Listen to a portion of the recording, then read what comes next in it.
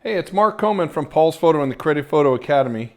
You saw the picture I made of the Lilly today, and I wanted to share with you a little bit about that. So here's the image, and a couple of you had questions I know about the aperture. So here at f2.8, you can see I've got focus on the yellow part, a little bit of focus here, background completely gone. 5.6, you get a little bit more focus on the flower. You can see the end here has come into focus. At 11, you can see all this part of the flower is in focus. We're starting to get some detail now in the background. And finally at f22, virtually the whole flower is in focus, and I'm starting to get a lot of detail in the wall in the background. So this is why we choose the aperture, why I would choose whatever aperture I'm using. I'm going to post these online so you can get a closer look at them. But I want to take... Sorry, I want to take you now to the images, and we're going to process a couple of these. So be creative. Come on. Sort these right. Come on, computer. View. Sort. File name.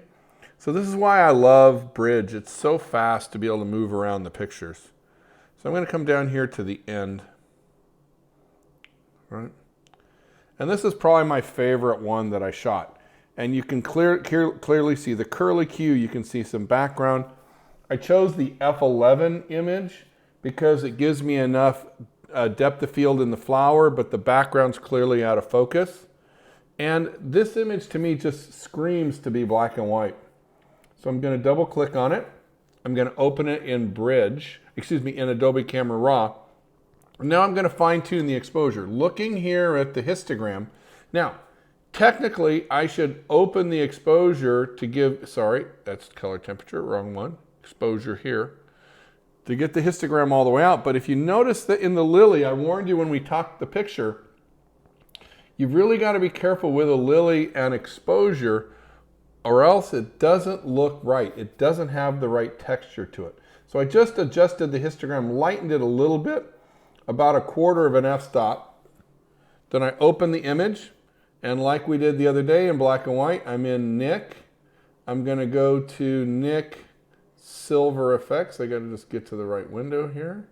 Nik Silver Effects is what I'm going to use to process this image.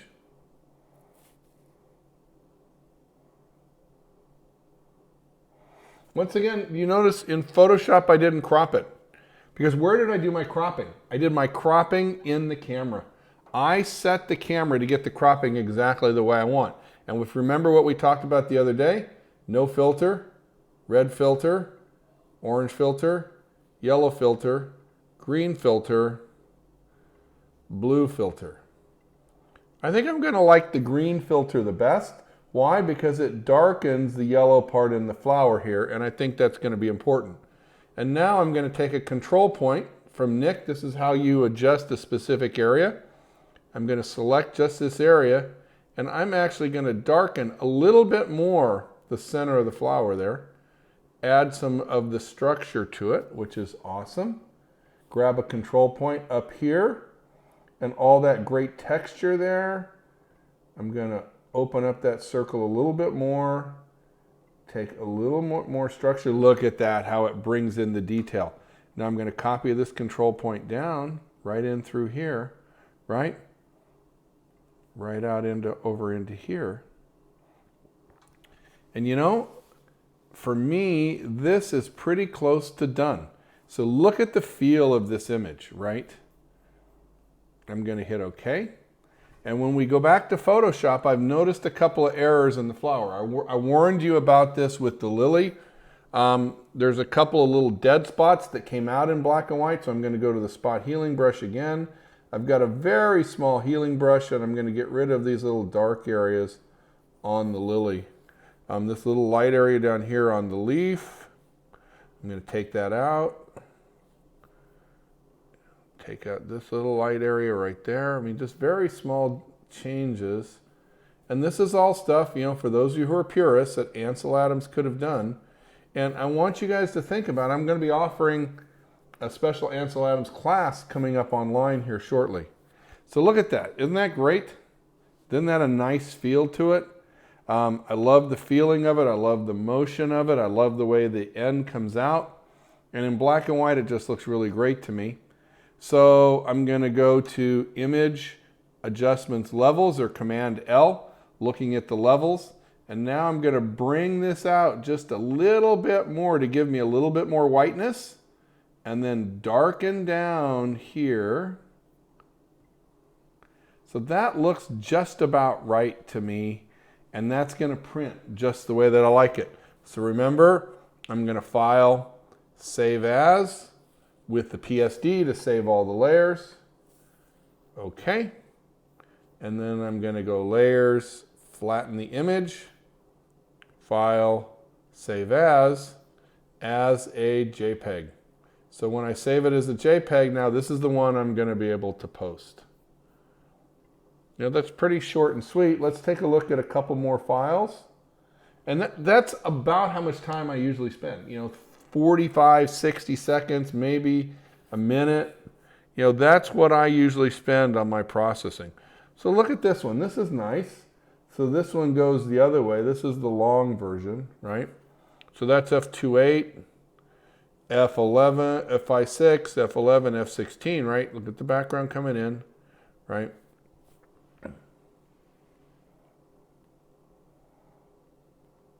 I think I like the F5.6 version here. And we're going to leave this one in color.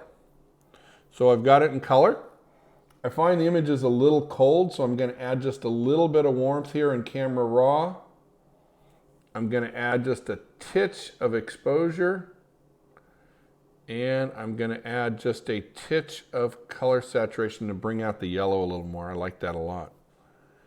So open the image.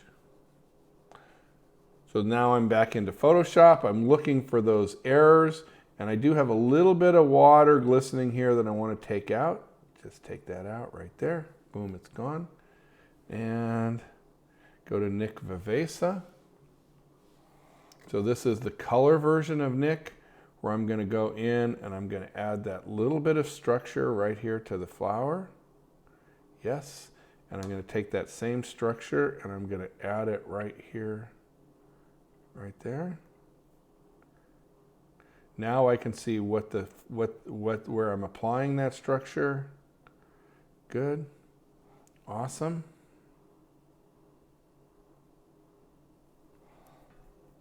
Now, I'm going to make a change here. You know, this corner is bothering me in the image. So I'm going to crop it. And I don't usually do this. I usually do all of my cropping in the camera. But I'm actually going to make a teeny little crop here. And why am I going to do that? To control your eye a little bit more. Because your eye was kind of leaving the, yes, look at that. Well, that's a lot tighter image.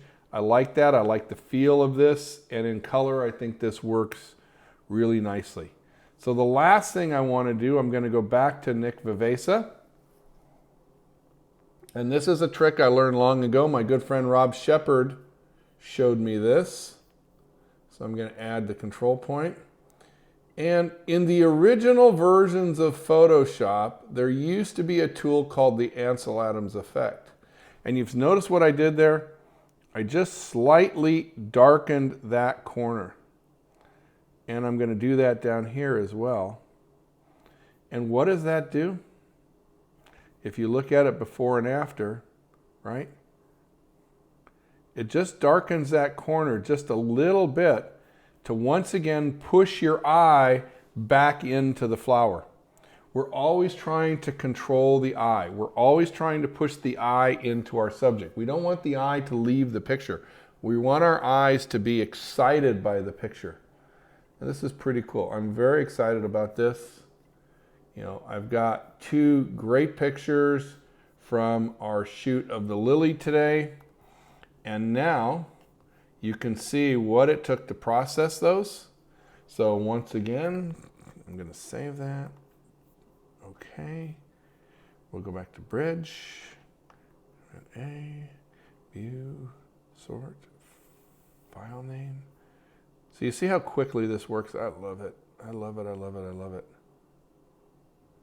So here they are. So here are the two images. So there's the color, the black and white. Right? Asked you to sort by, oh, I didn't change the file name. Okay, never mind. Anyhow, You can see the black and white image that we processed. And then we'll find the color image that we processed. And those will be online shortly so you can view them. You know, I can't stress enough how important it is. And the next step of this is tomorrow, I'm going to print these. And these are made with the Nikon Z7, so they will make a 40 by 60 enlargement if I wanted to go that big. I don't think this warrants it, and I don't have a place to put a 40 by 60 of this. But other pictures I do print that big, and you should be printing big. At least 12 by 18 is where I like to see my prints go. And when you come to one of our advanced classes, you'll be printing nice big pictures like that because it's so much fun to print the pictures and have them out there to share.